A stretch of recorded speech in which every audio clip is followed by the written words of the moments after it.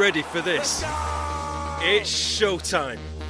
Lights, fans, action. Oh yeah, we've got action. Faster, tougher, more ferocious. There's nothing like League. This is the Betfred Super League.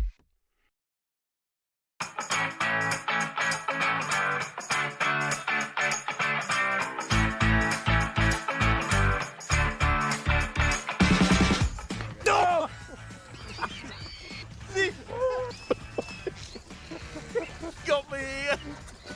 It took a big chunk out of me. Bleeding. It's bleeding. Oh no, it's bleeding. The thing just ripped my ear off. What do you think?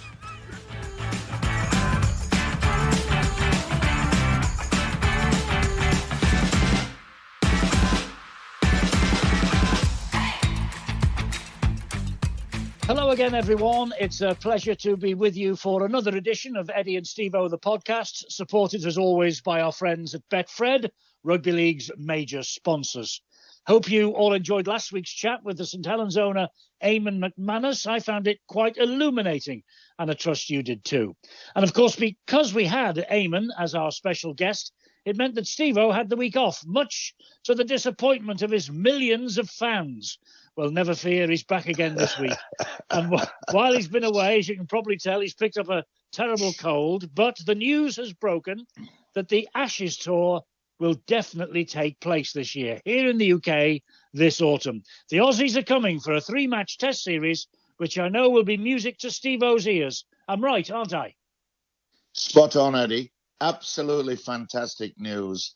And it's great news for the International Rugby League.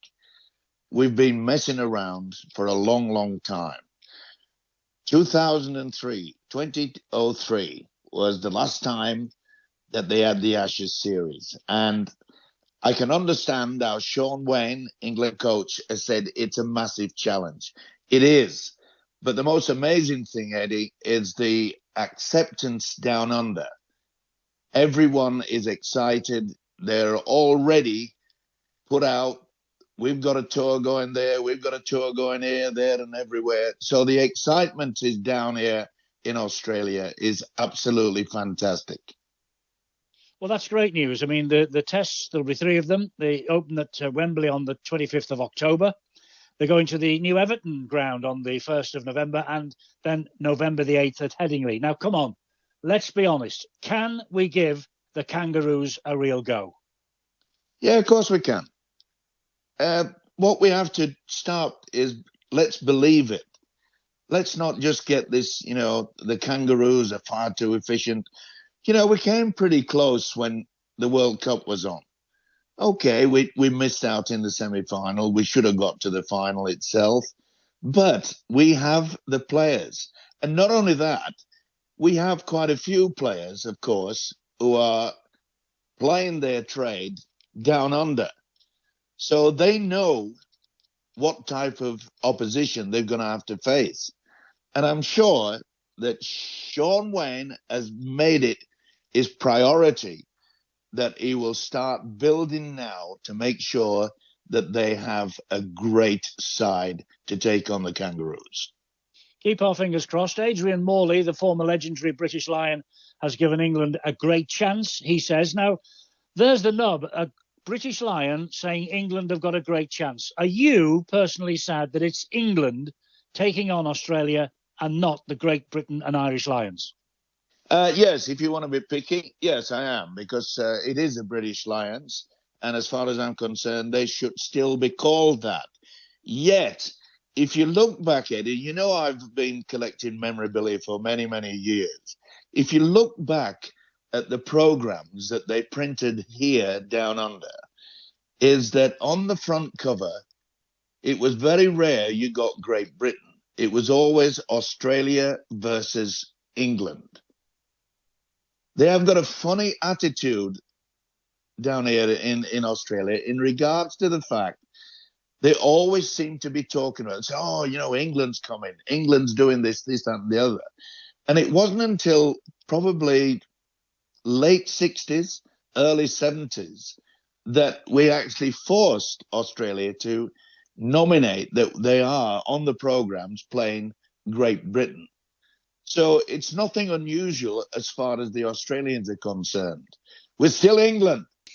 Fly the flag down there. I'm sure that you will, and I hope that there's thousands of Aussies going to come up north and have a look at this series. Now, talking of Australia, I wonder, Steve, whether Daly Cherry Evans of Manly will be on the plane, because there's a bit of a schmozzle going on, isn't there, about him at the minute down there? Oh, my word. It's, let's just say, it was the first ever to be given a 10-year contract at Manly Warringah. And his contract expires after this season. 4 games in to the season, he made it known that he will not be playing for Manly next season. Talking about dropping a bombshell. Unbelievable. And of course, everyone's saying, oh, well, he's going to go back up to Queensland because he's a Queenslander. Most people are saying that he's going to go to the Roosters, eastern suburbs.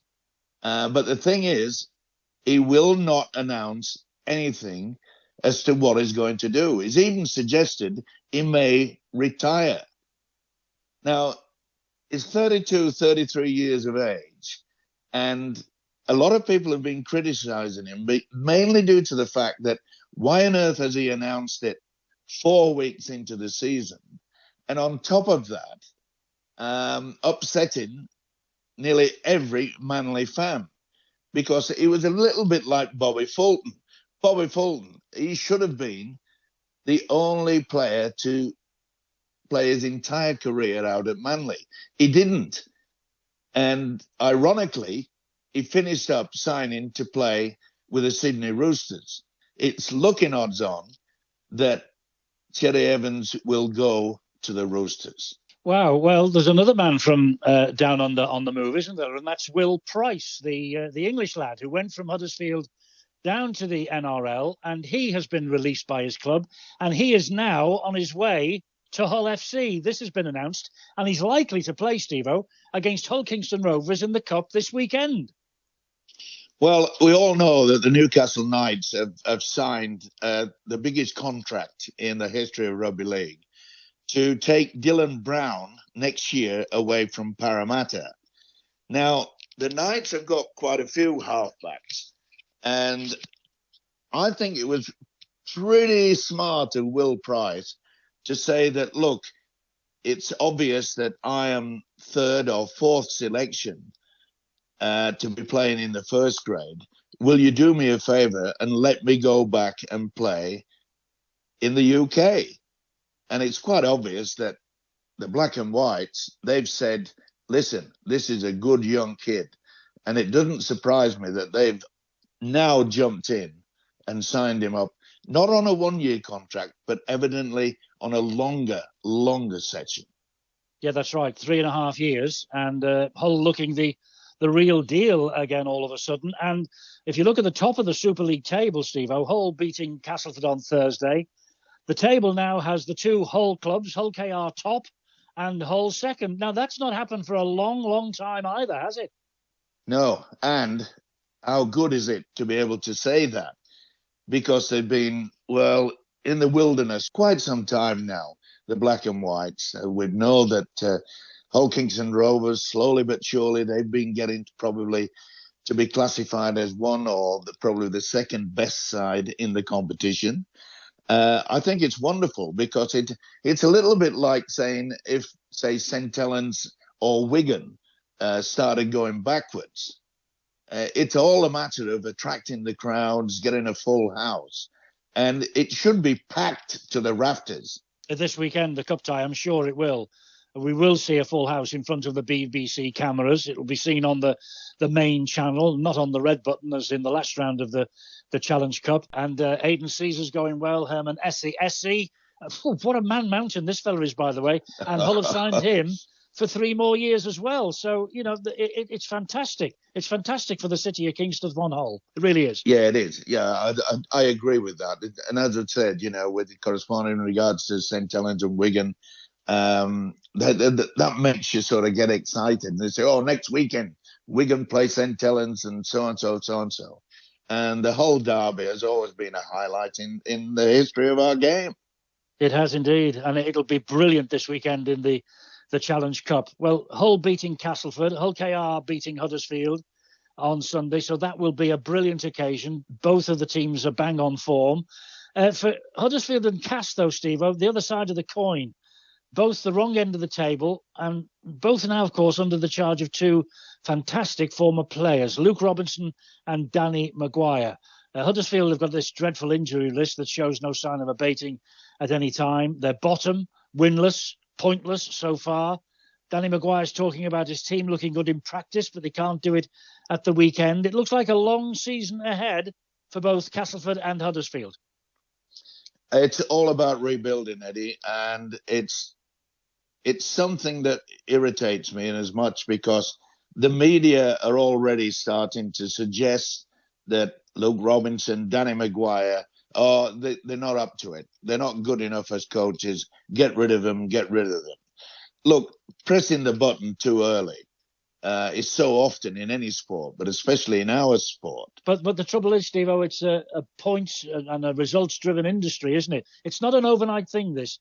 Coaching aside is not something that happens in 24 hours. Oh, hey, listen, I experienced that. It's probably the worst. It's probably the worst move I ever made in my rugby league career, as to go into coaching at Penrith. The only bright spot about it is, Eddie, is that of course there's no relegation anymore. Yeah. So therefore, don't try to apply the pressure too much on them. Sit down. Let's look towards the future. They've got to rebuild. It's as simple as that. And as you've mentioned, injuries are playing their part. And I take my hat off, especially to Danny Maguire, and for both of them as well. But Danny Maguire, he's come out and he said, I don't really know what to do. He said, I don't know how to change what looks good in practice. And then when we get out on the field of play, they just fall apart. But as I'm saying, please don't panic. Don't just shove them away. Far too often, clubs have gone backwards by doing one thing, looking for older players to stabilize them, to maybe make them look a little bit better. You've got to start bringing young kids through.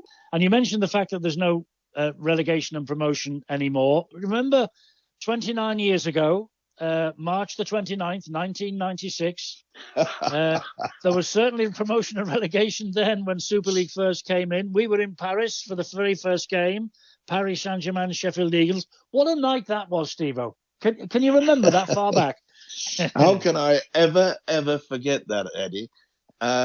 They pushed me out with a microphone out onto the field of play, and soon as I opened my mouth, I didn't realize that I was standing where the fireworks were setting off, and all you could hear was zoom, zoom, zoom, zoom. And I hope everyone has listened to that broadcast. Oh, they have. Don't worry. And just listen to it, because you won't hear many, many words that you could decipher. But my attempt at naming some of the French players was probably the low light of my entire broadcasting career. Yeah, oh, it was. It was. Me. You were in the tunnel announcing the players as they came onto the pitch. Now, I think it lasted another game after that, but it didn't last long, did it? That little gimmick did not last long. We went to Oldham on the Sunday. Yeah. And the old watersheddings. And Wigan were playing there. And I'm announcing the team. And they were supposed to come out after I announced them. And the little sods, Wigan, decided to stitch me up. So here I am saying, Martin O'Fire.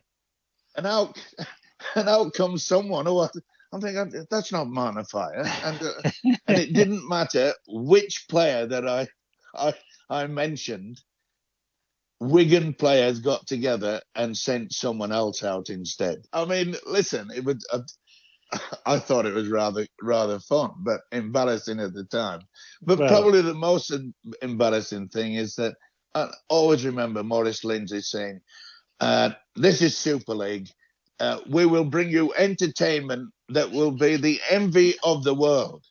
And out there in the middle of the pitch was a band with a woman singing who had the biggest hole in her tights. And I'm thinking to myself, well, if this is the entertainment that will shake the world, I think we've got a long way to go. Oh, you're right, honestly. It was heady times. It was different. But I tell you what, Eddie, I never got embarrassed by it. I still laugh about it to this day. Well, you've got to keep your sense of humour in this game. but look what we introduced. The video referee. We led the field as far as that's concerned. The grand final. They said that it would never work.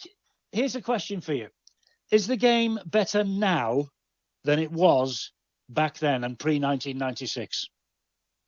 Yes, mainly due to the fact that we started to get huge publicity. I think that we've waned since then. The mere fact that most of the national papers were giving us plenty of coverage, not anymore. Of course, video was going to become a big help in promoting the game. Or and hindrance. I think we've tried our best to do it.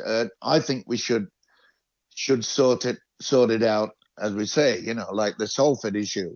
What a mess that is that we're in at the moment. And I can understand why other clubs are saying, well, take away, just finish it.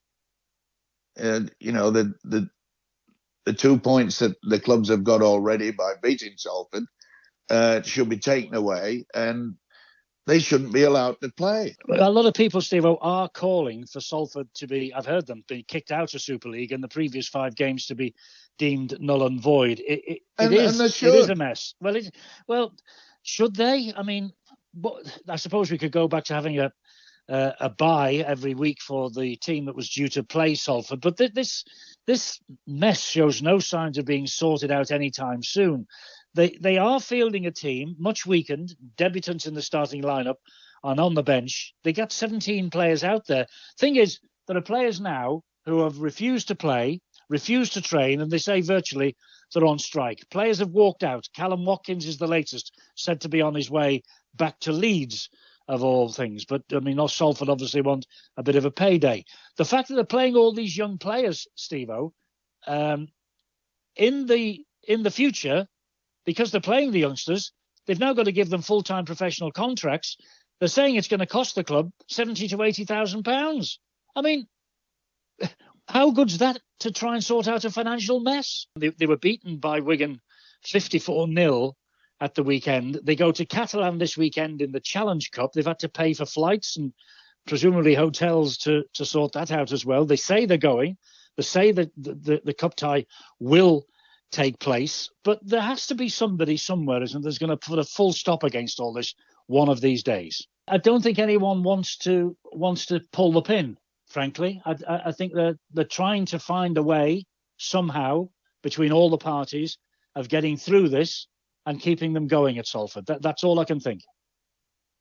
I can understand that, but where's the money coming from?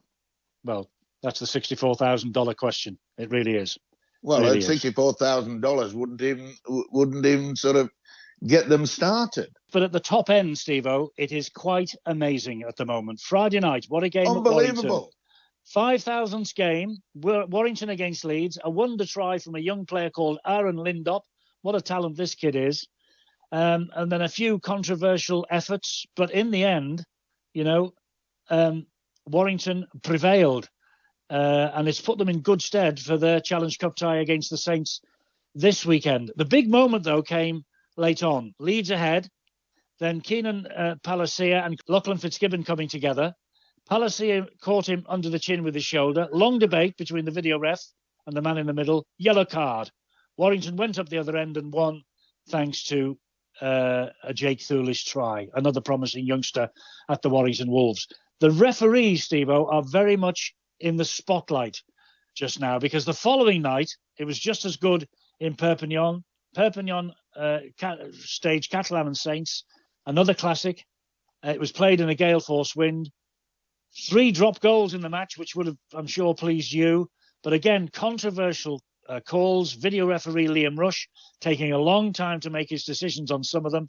And the coaches now are saying, listen, let's get this sorted out.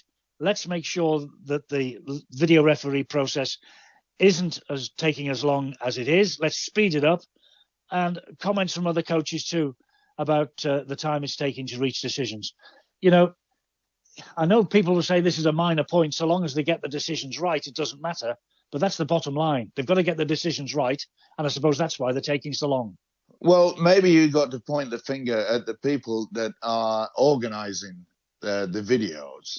And I can assure you they're going through the same problems down here in regards to it taking so long. The captain's challenge, and it's forever stopping and starting.